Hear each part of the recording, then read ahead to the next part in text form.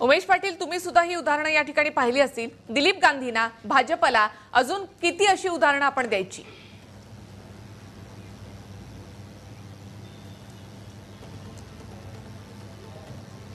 त्यांनाही माहित आहे हे सगळं. मी मगाशी निखिलला सांगितलं की याच्यामध्ये उद्योगपतींना जे काही त्यांनी कमिटमेंट दिलेले आहेत त्या पूर्ण करत असताना आम्ही किती प्रयत्न केले तुमच्यासाठी, एवढं तरी देशाच्या पुढे दिसलं पाहिजे, हा त्यांचा तो प्रयत्न चाललेला आहे. त्यात ते यशस्वी होणार नाही. आपला समाज जागृत आहे, अनेक वेगवेगळे या क्षेत्रात काम करणारे लोक जागृत आहेत, आपल्यासारखा मीडिया याच्या संदर्भात जागृत आहे आणि ह्या सगळ्याच्या दबावामुळे त्यांनाही अशा पद्धतीचं कसंही वागणं हे या लोकांना जमणार नाहीये.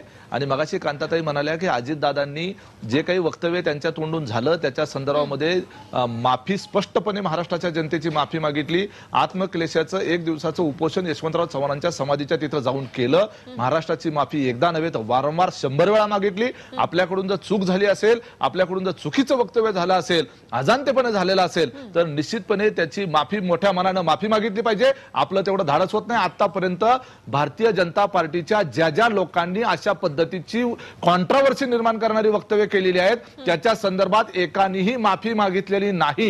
हे या निमित्तानं आपण लक्षात घेतलं पाहिजे.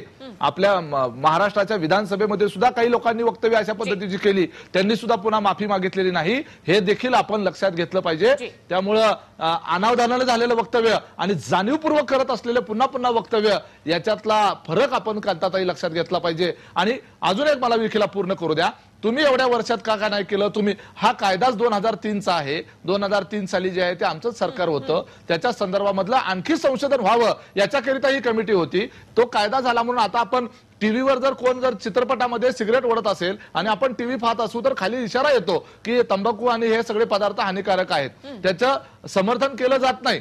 आता आमच्या सरकारच्या काळामध्ये वर्तमानपत्र किंवा कुठल्याही मीडिया मधल्या जाहिराती या तंबाखूजन्य पदार्थाच्या बंद करण्यात आल्या किंवा त्याच्यावर बंदी आणण्यात आलेली आहे. हे देखील आपण लक्षात घेतलं पाहिजे. त्यामुळे आम्ही काहीच केलं नाही असं सांगू नका. आणि तुम्ही आता फक्त म्हणजे आम्ही काहीच केलं नाही असं सांगतच भाषण करत आलात. आता मंगळवार यान सोडताय ते सुद्धा तुम्हीच, आता तुम्ही तुमच्या शास्त्रज्ञ सोडलं असं तुम्हाला म्हणायला लागेल.